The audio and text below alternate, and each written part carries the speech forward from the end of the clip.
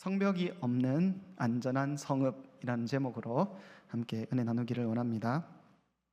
오늘 우리가 읽은 본문은 스가랴에게 주신 8가지 환상 중에서 세 번째 환상입니다. 몇 주 전 오후 예배 때 우리 첫 번째 환상을 살펴보았습니다. 첫 번째 환상은 화석류 나무 사이로 붉은 말을 타고 오신 천사에 대한 환상이었습니다. 붉은 말을 타고 온 천사는 우리 여호수아 시대 때 여호수아 앞에 임하셨던 여호와의 군대 장관과 같이 그를 통하여 군사적인 승리를 주실 것을 약속하시는 의미입니다. 그는 깊은 물 골짜기로 오셨는데, 깊은 물 골짜기는 홍해와 특별히 요단강에서 하나님께서 그 백성들을 구원하신 사건을 떠올리는 장면입니다.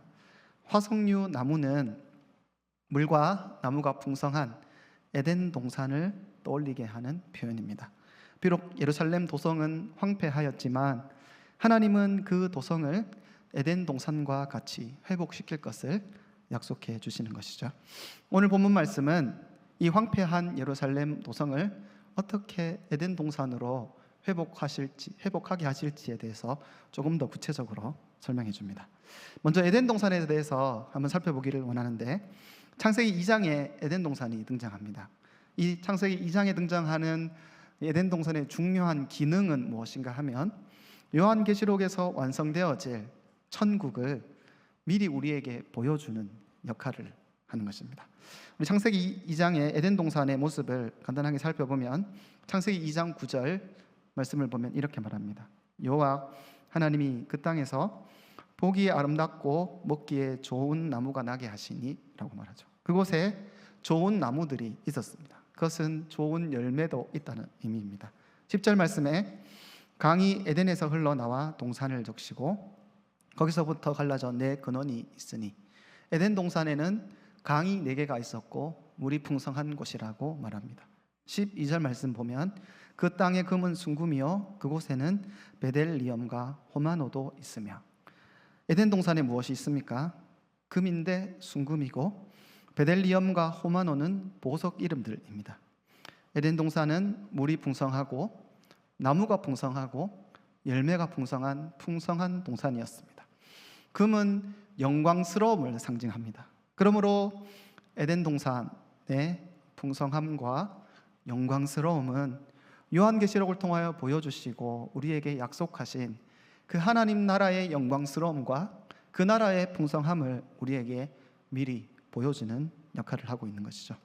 그러나 우리 인간들은 죄로 말미암아 그 영광스럽고 풍성했던 아담은 그 에덴 동산에서 쫓겨나게 되는 것입니다. 그때 어떤 형벌을 받습니까? 하나님이 아담에게 벌을 주시며 땅이 저주를 받아 엉겅퀴를 낼 것이라고 말합니다. 그 결과 땅에서 풍성한 열매가 맺히지 않고 남자들은 반드시 땀을 흘려야만 먹을 수 있다고 약속하는 것이죠. 풍성한 곳 에덴 동산에 살 때 그들은 손쉽게 많은 열매들을 취할 수 있었지만, 죄로 말미암아 에덴에서 쫓겨난 결과 그들은 풍성함을 모두 잃어버린 것입니다. 그들은 그곳에서 누릴 수 있었던 영광도 잃어버렸습니다. 에덴 동산에서 쫓겨나 마치 버려진 자식과 같이 비참한 인생을 그들이 살아갈 수밖에 없었습니다. 그러나 우리 하나님은 이 온 땅을 구원하고자 하시는, 회복하고자 하시는 하나님의 구원 계획을 계속해서 실행해 가십니다. 그래서 하나님께서 제2의 에덴 동산으로 선택한 곳이 있다면 그것이 바로 예루살렘 도성입니다. 이 예루살렘 도성에 다시 하나님의 영광이 거하는 제2의 에덴 동산, 그것이 하나님의 풍성함으로 충만한 제2의 에덴 동산으로 만들기를 원하시고, 이 예루살렘을 통하여 온 세상이 하나님 나라 되는 것, 그것이 하나님의 구원 계획이었던 것이죠. 좀 더 구체적으로 예루살렘 도시를 살펴보면, 이 예루살렘 도시가 가지고 있는 그 이름의 의미는 바로 평화의 도시라는 뜻입니다. 예루살렘의 살렘이라는 단어는 샬롬이라는 단어와 유사합니다. 어근이 같은 것이죠. 샬롬의 도시, 평강의 도시가 바로 예루살렘입니다. 하나님은 이 예루살렘 도시에 참된 평강이 임하기를 원하셨습니다. 그리고 다윗과 솔로몬이 왕으로 다스렸던 그 시기 동안 완전하지는 않지만 이 예루살렘 도성에 샬롬 평강이 임했습니다. 우리 솔로몬이라는 사람, 이 사람의 이름에도 샬롬이 들어있습니다. 솔로몬, 샬롬, 같은 어근인 것입니다. 하나님은 평강의 왕이었던 솔로몬을 통하여 예루살렘에 평강을 가져다 주셨습니다. 이 시기에 나라는 매우 부강하였고 군사력은 강하였습니다. 외세 침입이 거의 없는 평강의 시기를 그들이 보냈던 것입니다. 그런 의미에서 이 예루살렘 도성은 요한계시록을 통하여 완성되어질 참된 평강의 나라, 그 하나님 나라를 미리 보여주는 역할을 하였던 것입니다.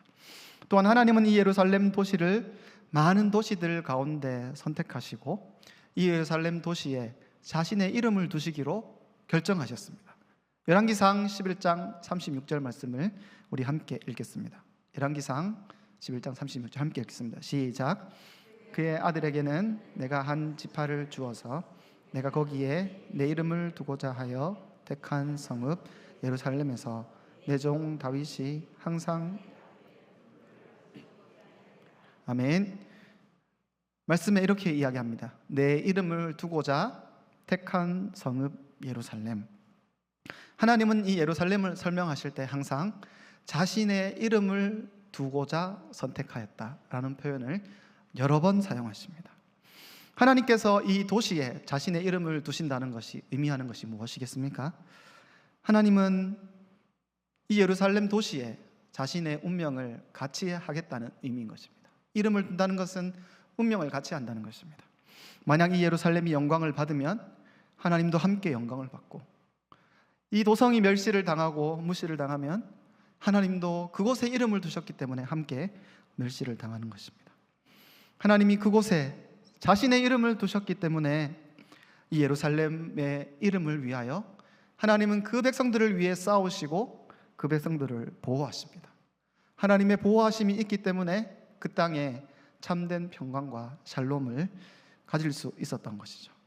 또한 예루살렘은 어떤 곳입니까? 젖과 꿀이 흐르는 가나안 땅의 수도입니다. 그 결과 예루살렘에 살고 있었던 많은 사람들은 그 가나안이 가져다주는 풍성함을 먹고 마시며 누릴 수 있었습니다. 또한 이 예루살렘에 예루살렘 성전이 있었습니다.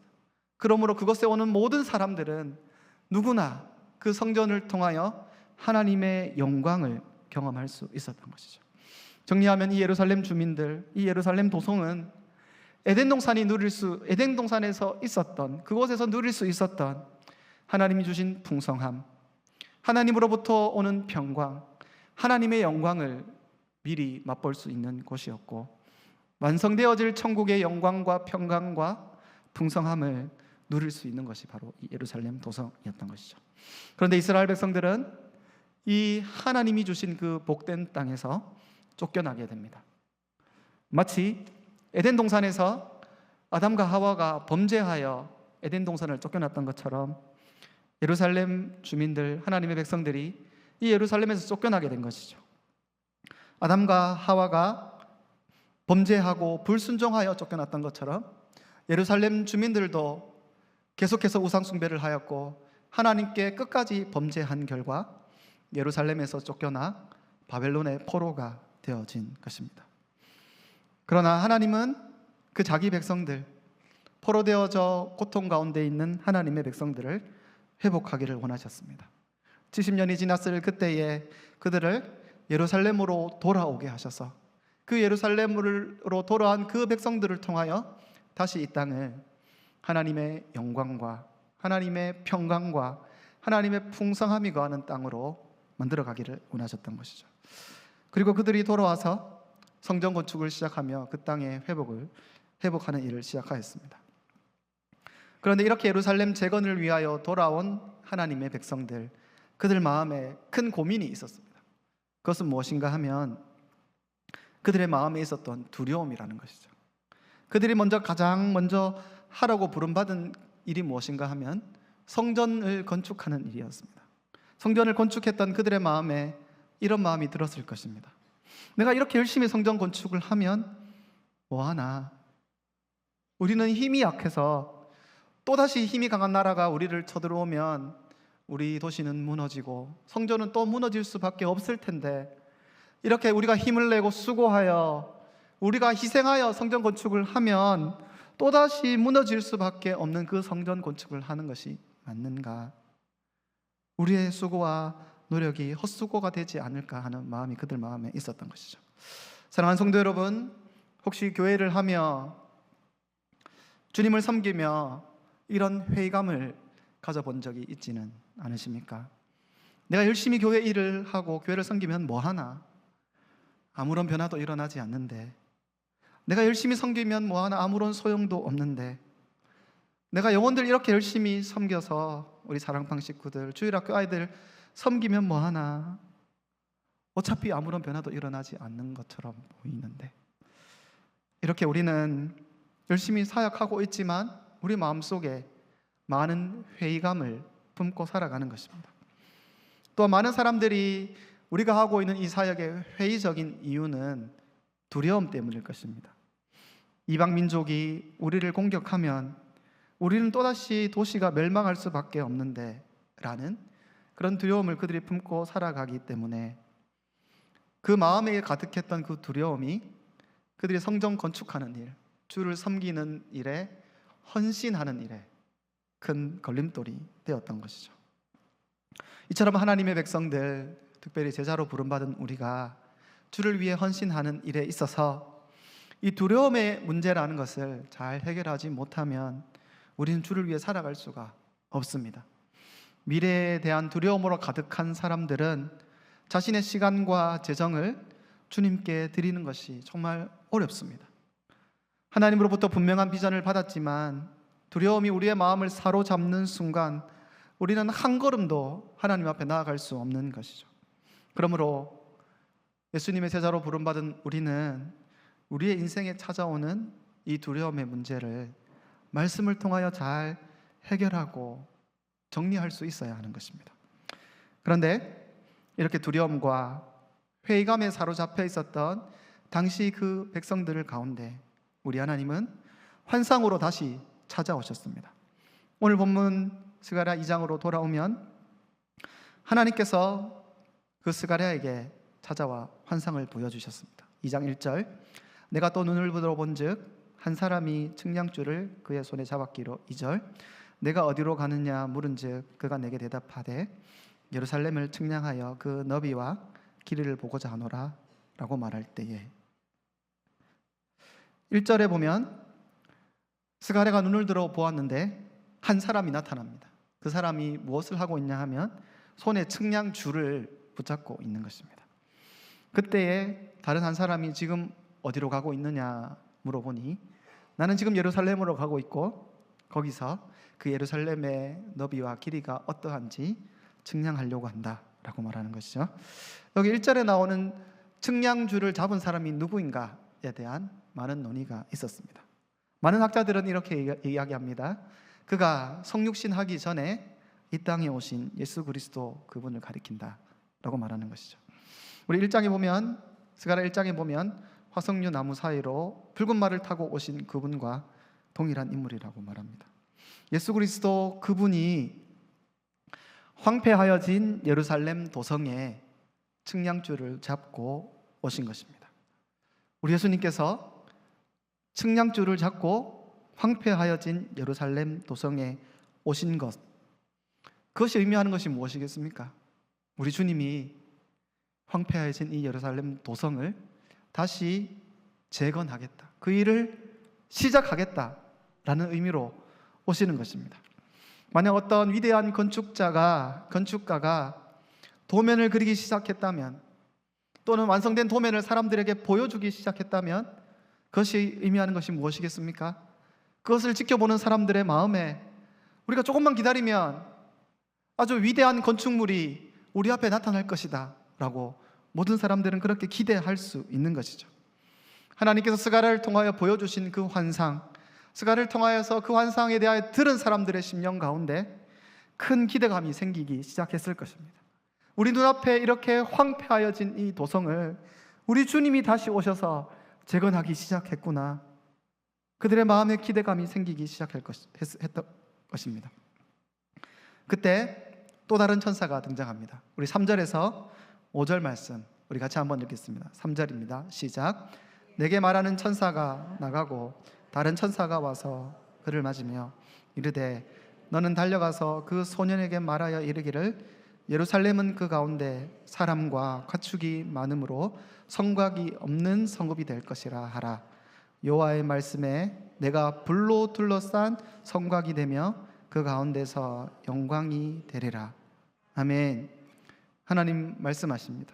한 천사가 또 다른 천사가 나와서 다른 천사에게 말하기를 3절에 소년에게 4절 말씀 보면 소년에게 말하기를 이렇게 말하는데 이 소년이라는 단어는 히브리어로 나하르라는 단어인데 젊은이라고 번역하는 것이 좋을 것 같습니다. 이 젊은이는 스가랴를 가리키는 표현입니다. 스가랴에게 뭐라고 말합니까? 하나님이 스가랴를 통하여서 두 가지 약속을 주셨는데 첫 번째 약속은 예루살렘 가운데 사람과 가축이 많아질 것이다 라고 말하는 것이죠. 두 번째 약속은 5절에 내가 불로 둘러싼 성벽이 될 것이다. 그 가운데 영광이 되겠다. 이 두 가지 약속을 주십니다. 첫 번째 약속, 예루살렘 성전과 관련하여 하나님은 이 예루살렘에 가축이 많고 사람이 많은 도성이 될 것이다 라고 말합니다. 그런데 그 당시 예루살렘 도성이 어떠한 곳이었습니까? 그 땅은 황폐하여진 땅이었습니다. 그 땅에 바벨론을 통하여 멸망당하여지고 그 땅을 지켰던 소수의 몇 사람들을 제외하고 모두 바벨론 포로로 잡혀갔기 때문에 그 땅은 버려진 땅, 마치 유령 도시같이 변했던 땅입니다. 그러나 말씀을 통하여 하나님의 약속이 무엇입니까? 그곳에 사람과 가축이 많아질 것이다 라고 말하는 것이죠. 여러분, 가축이 많다는 것은 먹을 고기가 많다는 의미입니다. 또한 가축이 많다는 것은 당시 가축은 농사를 지을 때 힘을 쓰는 중요한 자원이었던 것이죠. 그러므로 그 땅에 가축이 많다라는 그 표현 자체는 농업이 풍성하고 먹을 것이 많은 땅이 될 것이라는 약속입니다. 그런데 예루살렘은 4절에 예루살렘은 그 가운데 사람과 가축이 많으므로 성곽이 없는 성읍이 될 것이다 라고 말하는 것이죠. 그곳에 사람과 가축이 얼마나 많은지 성곽, 성벽이 없는 성읍이 될 것이다 말합니다. 성곽이 없는 이유가 무엇입니까? 당시 성곽과 성벽은 도시의 울타리 역할을 했습니다. 도시의 경계를 정하고 사람과 가축이 넘어가지 못하는 기능을 하였습니다. 그런데 예루살렘에 사람과 가축이 너무 많아서 이 경계가 한없이 넓어질 것이기 때문에 성벽이 필요 없다는 의미인 것이죠. 수많은 사람들이 이 예루살렘으로 돌아오기 때문에 성벽이 필요 없다는 것입니다.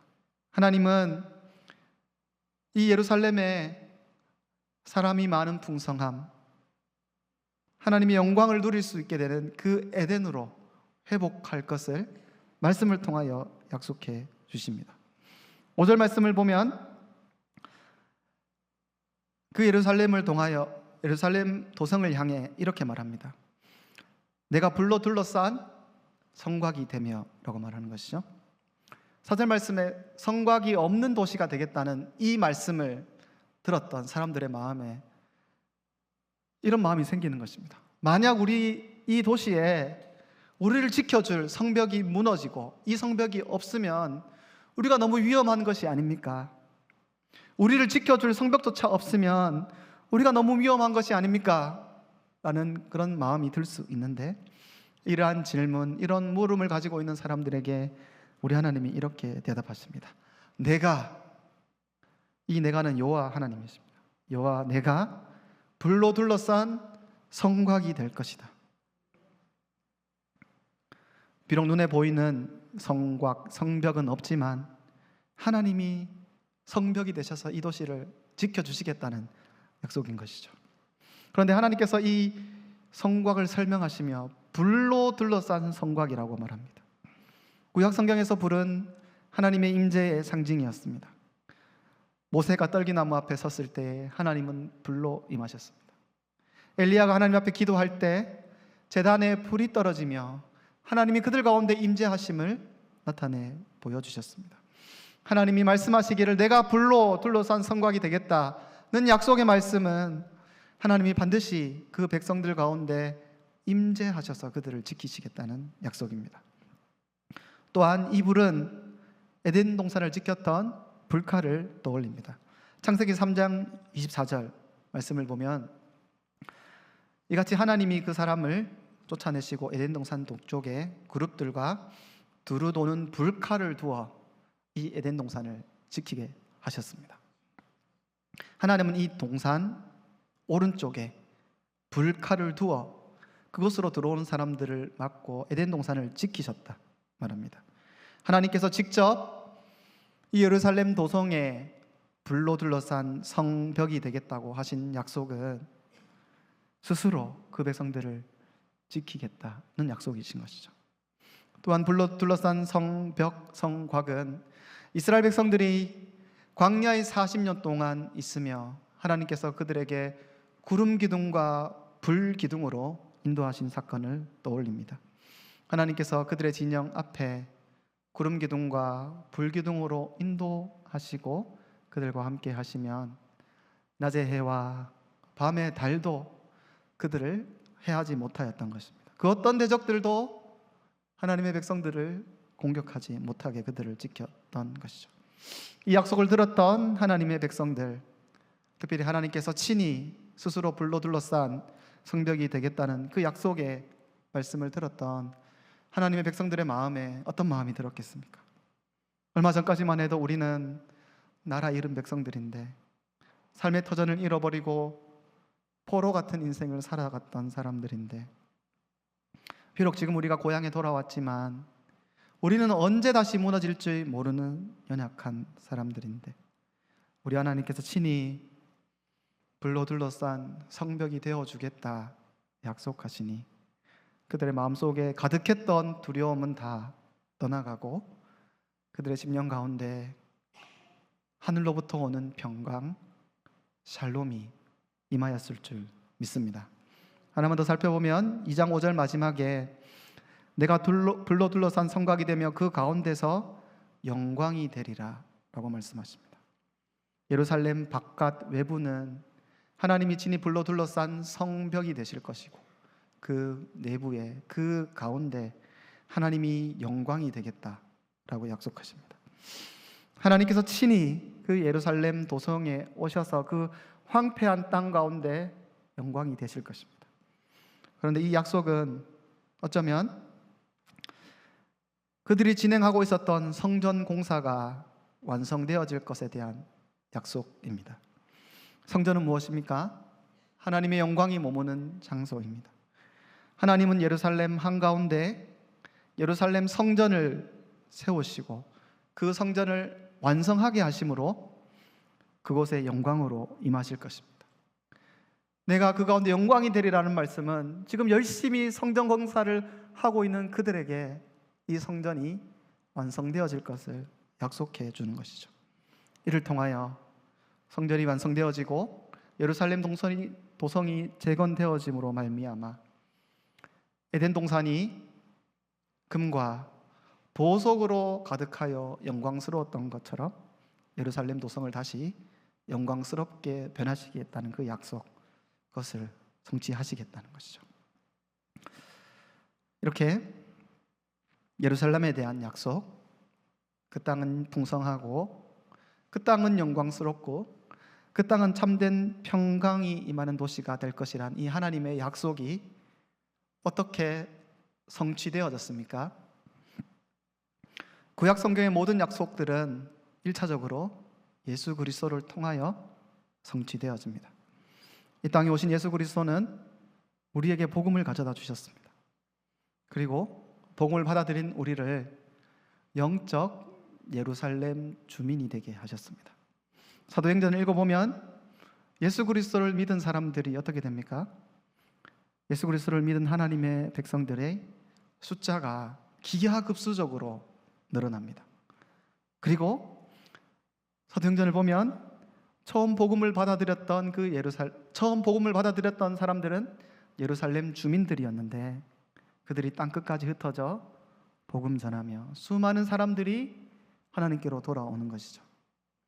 오늘 본문 말씀에 예루살렘 주민이 많음으로 성곽이 없는 성읍이 될 것이다 라고 약속했는데, 예수 그리스도의 복음으로 말미암아 수많은 사람들이 영적으로 예루살렘 주민이 되어지니, 이 복음이 땅끝까지 전해지니 성벽이 없는 성읍이 된 것입니다.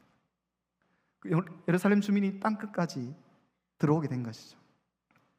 이 복음을 통하여 영적 예루살렘 주민들이 넘쳐나고 많은 사람들이 하나님께로 돌아오며 이 약속이 성취되어지기 시작했습니다. 이렇게 그리스도를 믿은 하나님의 백성들에게 하나님은 그 백성들을 보호하시겠다고 약속합니다. 하나님이 우리를 보호하시겠다고 약속하셨습니다. 내가 내 백성들에게 불로 둘러싼 성벽이 되어줄 것이다. 하나님이 우리를 친히 보호하시겠다고 약속하셨습니다. 마치 광야 같은 인생에 구름 기둥과 불 기둥으로 그들을 인도하셨던 것처럼 낮의 해와 밤의 달이 절대로 우리를 해치지 못하도록 하나님이 우리를 지켜주실 것입니다. 신명기 29장 5절에 이스라엘 백성들이 40년의 광야 기간을 보낼 때 그들의 옷이 헤어지지 않고 그들의 신발이 낡지 않았다, 이렇게 기록합니다. 하나님이 광야 같은 인생을 살아가는 우리를 친히 지키고 돌보시고 책임지실 줄 믿습니다. 우리의 인생의 불성벽이 되어서 우리를 공격하고 오늘도 우리를 해하는 모든 대적으로부터 우리를 지켜주실 줄 믿습니다. 이것이 영적으로 예루살렘 주민 되어진 우리에게 주어진 하나님의 축복이며 참된 평강과 참된 샬롬을 우리가 누리며 살아갈 수 있게 된 것입니다. 마지막으로 5절에 내가 그 가운데 영광이 되리라 라는 이 하나님의 약속은 어떻게 성취되어집니까? 고린도후서 4장 6절 말씀 우리 함께 읽겠습니다. 시작. 어두운 데에 빛이 비치라 말씀하셨던 그 하나님께서 예수 그리스도의 얼굴에 있는 하나님의 영광을 아는 빛을 우리의 마음에 비추셨느냐. 아멘. 비록 우리의 마음은 어둠이지만, 비록 우리의 마음이 황폐하여졌던 예루살렘 도성과 같았지만 하나님이 우리에게 빛이 있으라 말씀하시니 예수 그리스도의 얼굴에 나타난 하나님의 영광을 아는 빛을 우리의 마음에 비추는 것입니다. 예수 그리스도 그분의 얼굴, 우리가 복음을 바라보는 순간 우리의 영적인 눈이 띄어져 그분의 영광을 보게 되어 우리가 해같이 빛나는 그 하나님의 영광을 경험하며 누리고 살아가는 것이죠. 이것이 영적 예루살렘 주민된 우리에게 주어진 축복입니다.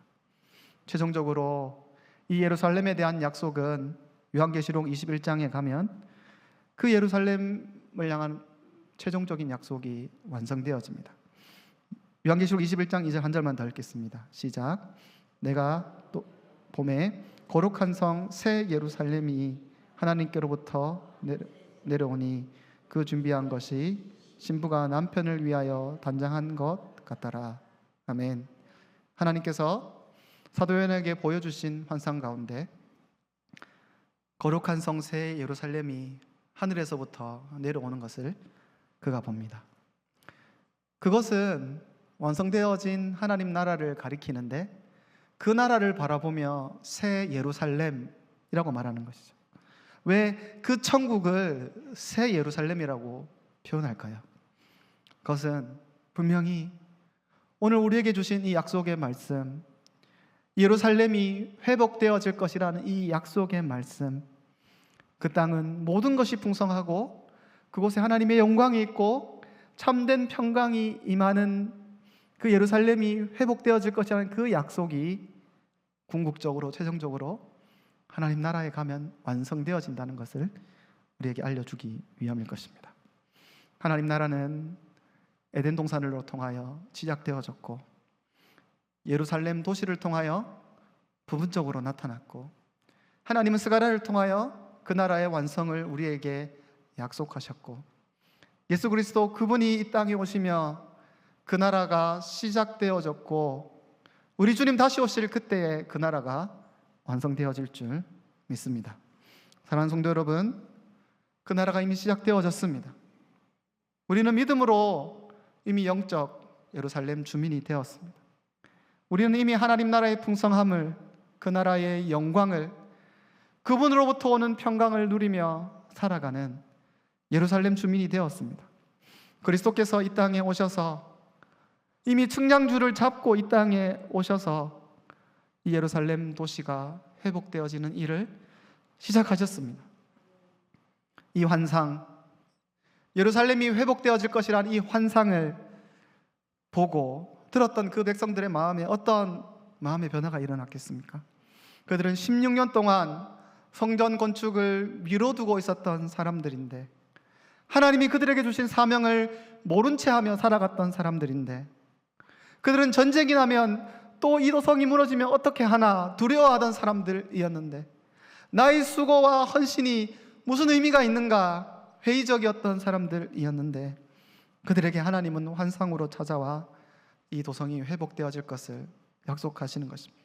그리고 이 약속, 이 환상을 본 사람들의 마음속에 확신이 생겼을 것입니다. 하나님이 불성벽이 되어 우리를 지키시고 반드시 이 도성을 회복하실 것이기 때문에, 그들이 가진 확신은 무엇인가 하면 하나님 우리에게 맡겨진 사명, 이 성전 건축하는 일에 다시 우리가 힘을 써야 하는구나, 내가 내 인생을 하나님 앞에 다시 헌신하는 것이 옳다라는 확신을 그들이 가졌을 것입니다. 사랑하는 성도 여러분, 무엇이 우리의 인생을 머뭇거리게 하고 있습니까? 무엇이 우리에게 맡겨주신 사명에 헌신하지 못하도록 만들고 있습니까? 그것이 두려움 때문입니까? 내 인생은 안전하지 못할 거야, 내 인생은 불투명할 거야 라고 생각하는 그 두려움, 그래서 내 인생과 나 자신을 보호하기 바빠 하나님께 헌신하지 못하고 있다면, 우리가 붙잡아야 할 말씀이 무엇입니까?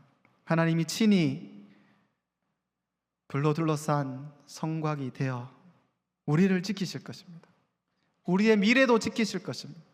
우리의 가정도 지키실 것입니다. 하나님이 친히 우리의 인생에 불기둥이 되셔서 광야 같은 인생을 살아가는 우리의 인생을 책임지고 이끄실 것입니다. 그 확신이 있으면 우리는 주님께 헌신할 수 있습니다. 혹시 우리 주님 섬기는 일에 회의적인 불이 있습니까? 내가 주님 섬기고 교회 섬기면 뭐하나? 내가 사랑방 식구들 섬기고 말 안 듣는 우리 주일학교 아이들 섬기면 뭐하나? 바뀌지도 않는데. 그런 마음을 가지고 있는 분들 있다면 어떻게 우리 마음에 있는 이 회의감을 극복할 수 있겠습니까? 그것은 오늘 우리에게 주신 이 환상, 약속의 말씀을 붙잡는 것입니다. 하나님께서 반드시 우리 공동체를 새 예루살렘으로 회복하실 줄 믿습니다. 기쁨이 충만했던 에덴 동산과 같이, 하나님의 영광이 충만했던 그 하나님 나라와 같이, 우리 예배하는 모든 자리마다, 우리가 사역하는 모든 사역의 현장마다 하나님이 주신 영광, 하나님이 주신 풍성함, 하나님이 주신 평강으로 충만할 줄 믿습니다. 하나님께서 이 일을 시작하셨습니다. 측량줄을 잡은 예수 그리스도께서 이미 이 일을 시작하셨고, 성경의 약속대로 하나님이 우리 공동체를 새 예루살렘으로 변화시키실 줄 믿습니다. 이 약속 붙잡고, 이 확신과 소망 붙잡고 하나님 우리에게 맡겨주신 사명에 헌신하는 우리 모든 성도님들 되시기를 간절히 바랍니다. 우리 같이 한번 기도하면 좋겠습니다. 우리 주신 말씀 붙잡고 우리 같이 한번 기도할 때 우리 말씀을 한번 기억하며 한번 기도합시다. 주님, 우리 주님께서 약속하셨습니다. 비록 우리 공동체가, 내가 속한 내 가정과 부서와 공동체가 황폐하여진 예루살렘과 같을지라도 하나님은 이 땅을 회복하시겠다고 약속하셨습니다.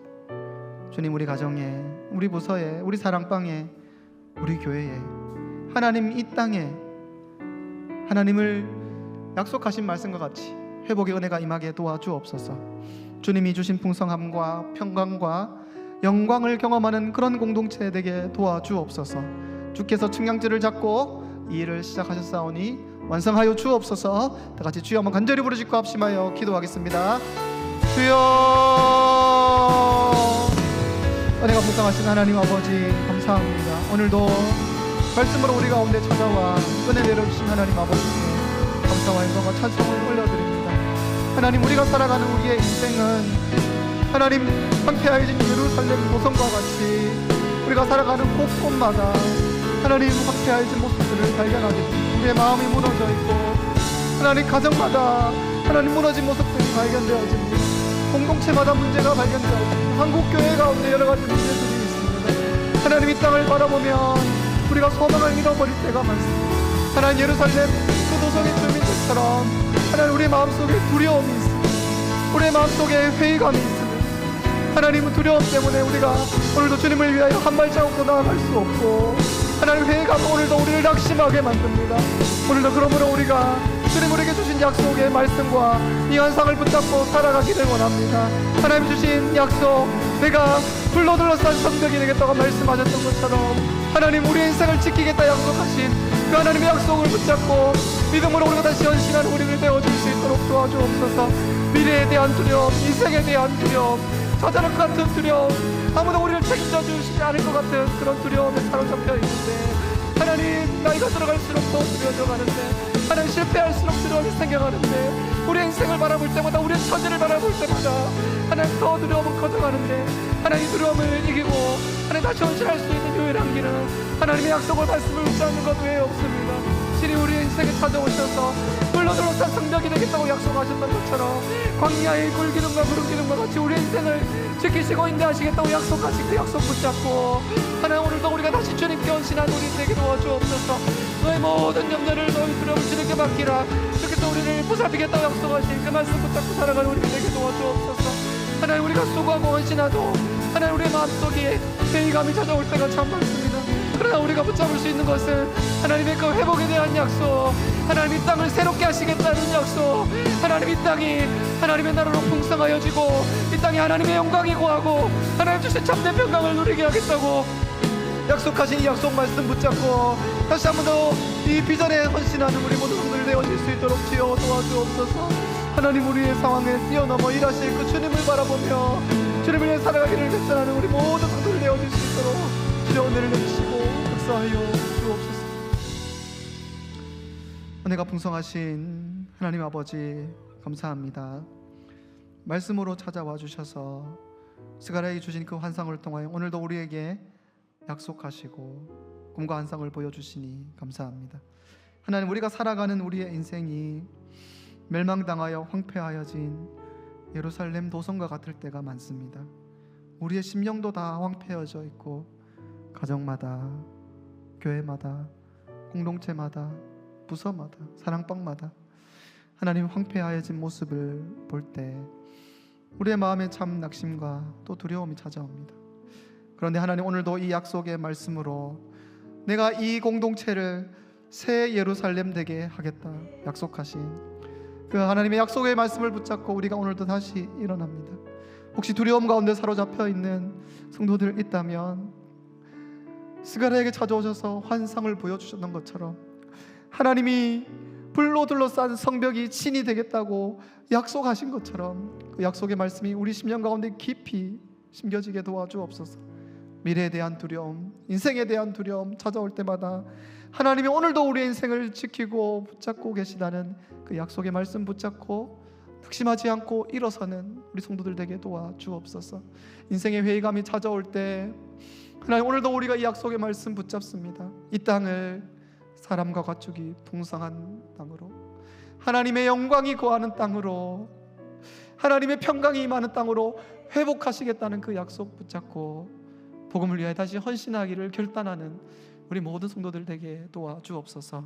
하나님, 이 말씀의 능력을 의지하며 다시 다짐하고 결단한 우리 성도들 축복하여 주시고 하나님께서 하늘의 크신 은혜와 힘과 능력을 공급하여 주옵소서. 감사드리며 우리 주 예수 그리스도의 이름으로 기도합니다. 아멘.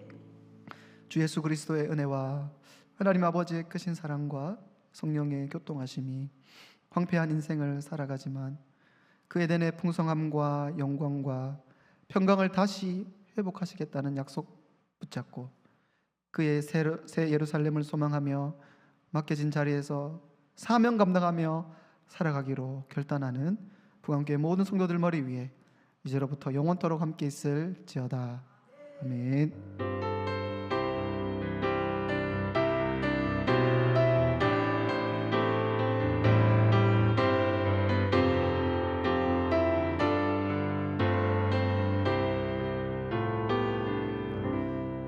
주신 말씀과 가지고 나온 기도 제목이 모두 응답된 줄 믿고 주여 한번 간절히 부르짖고 합심하여 기도하겠습니다. 주여